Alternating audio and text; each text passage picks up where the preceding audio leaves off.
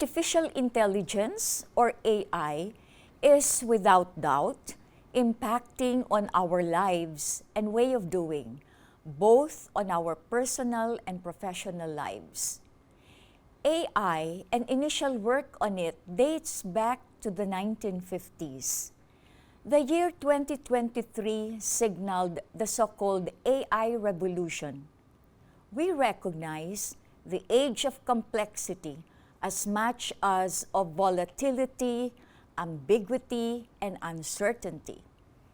We likewise recognize the advancement of AI as a cutting-edge instrument that offers a transformative impact on all sectors, including our work in the education or learning sphere.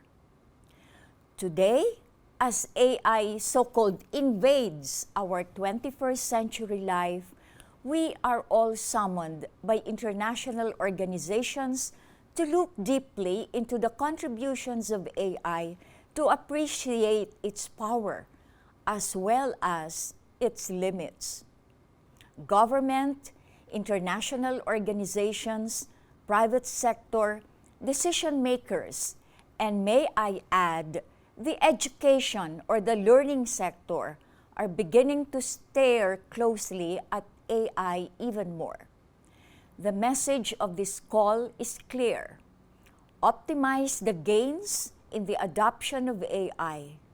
However, we take caution on its adverse impacts. Efforts on the AI are noted at the international realm, including regulation.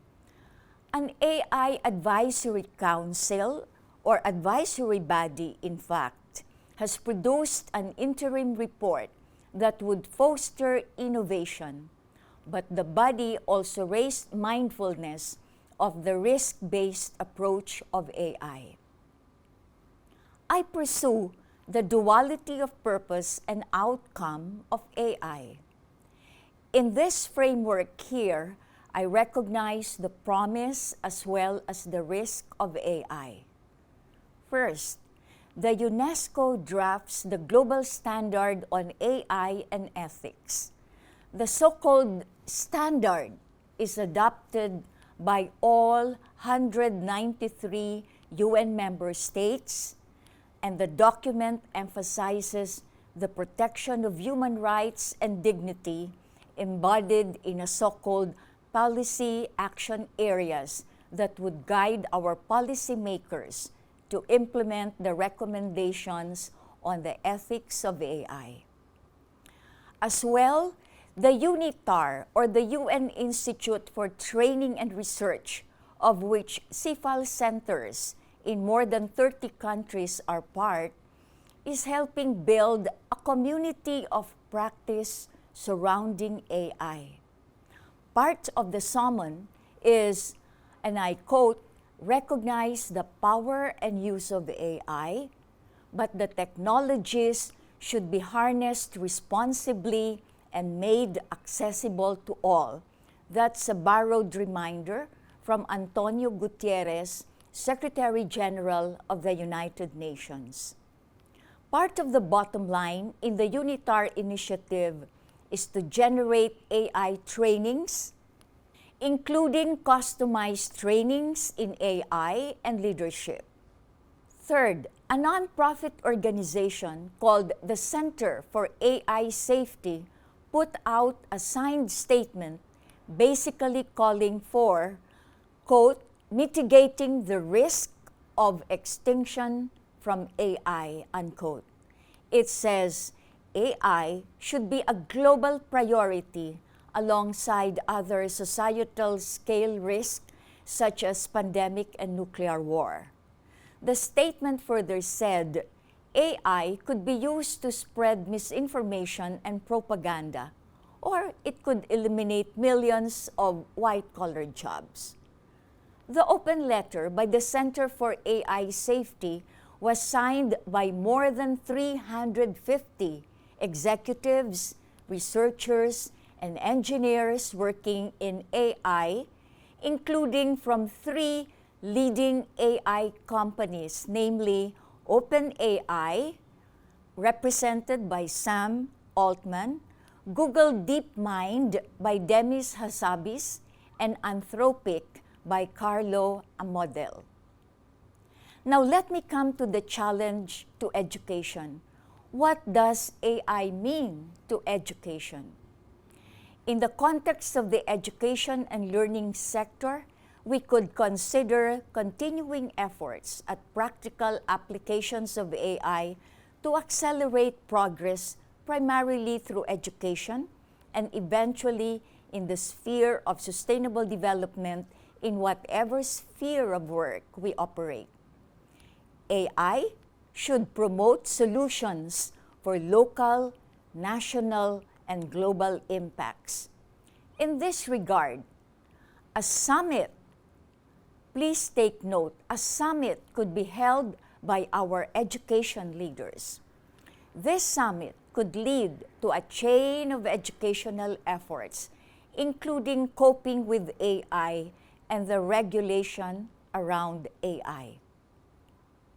Education is a powerful arena indeed, where the Philippines could demonstrate the adaptiveness and innovative capability according to our various disciplines and in various locations, given the fact that the Philippines is diverse in language, culture, and environment.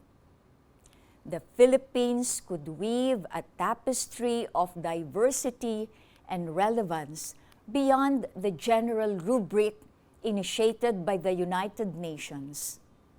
Philippine education could and should lead the way in this regard, with the objective of harnessing the value of AI, yet being aware of its responsibility.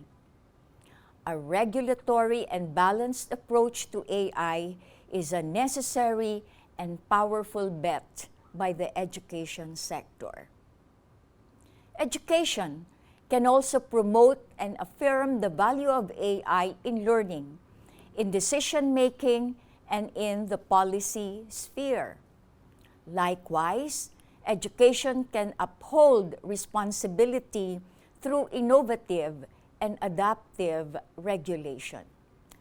Let's not forget, critical thinking on AI is important to push forward the following. First, contributions of AI not only in the world of practice, such as in industry, investment, technology, and science. Additionally, education could take a harder look at AI to optimize the latter's benefits while making the technology responsible and responsive.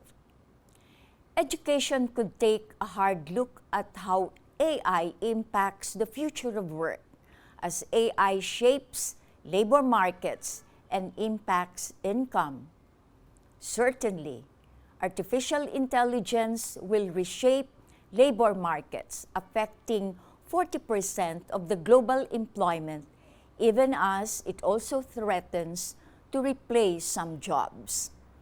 Surges in aggregate productivity could boost total incomes, but let us be aware that inequality may also increase.